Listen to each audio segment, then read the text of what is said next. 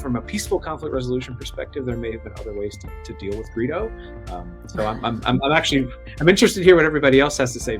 All right, I'm going to give you a different opinion. I think it's just right that Han shot first. As I was thinking about what you were saying as you were talking, older Boba Fett seems like a good option. Definitely better than younger Boba Fett, who didn't really seem to me to have the perspective to provide more than a, shoot first, ask questions later kind of approach. I think that Maz Kanata would also be very good resource for a workplace conflict.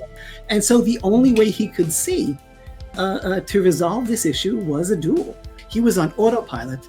He saw a non-Mandalorian Beskar, and his reaction was, I'm going to shoot that guy, that nice, easygoing guy with the great hair who had just bought me a spatchka. Luke also shows a lot of lack of good faith. He's smuggled in a lightsaber, he's got a gun, he's manipulating, but he's never attempting to truly see if there's a way to work something out with Jabba.